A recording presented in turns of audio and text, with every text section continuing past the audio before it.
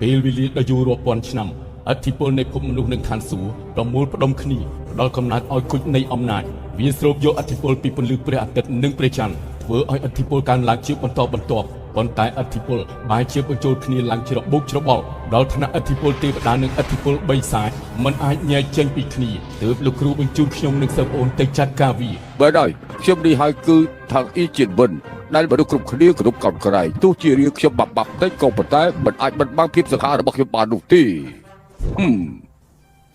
គុជនៃអំណាចទោះជាឯងមានស្លាប់ក៏ហើមមិនផុតដែរសិស្សប្អូនកុំធ្វើគេខ្លាចអីឆ្លាតបរកខ្ញុំបង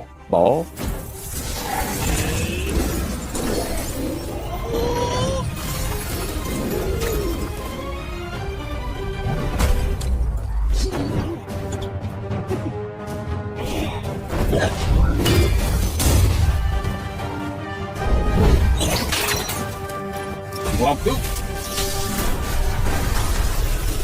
ไอ้สนุกเรื่องยิงพ้องอ่ะ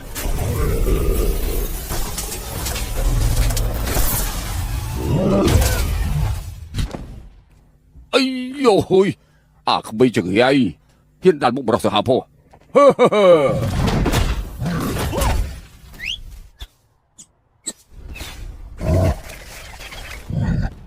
ไอ้ใบชมตู้ไอ้ใบชมตู้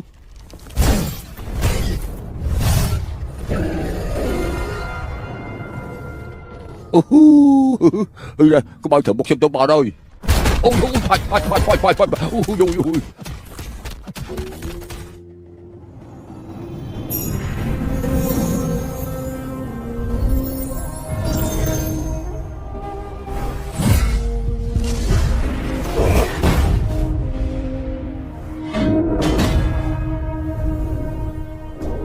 Lục Lu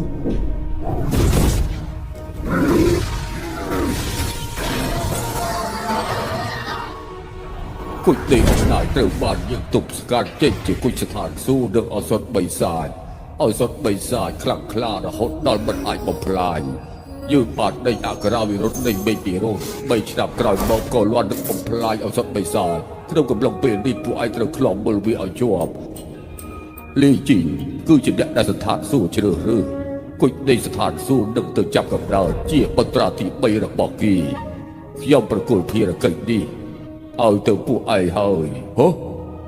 ទេវតាគុណรุ่น12របស់យើងមកបាន11ហើយបើឯងអាចចិញ្ចឹមគុជស្ថានសួគ៌ឲ្យលូតលាស់បានដំណែងគុណรุ่น12ដូចជាបងឯងអរគុណលោកគ្រូ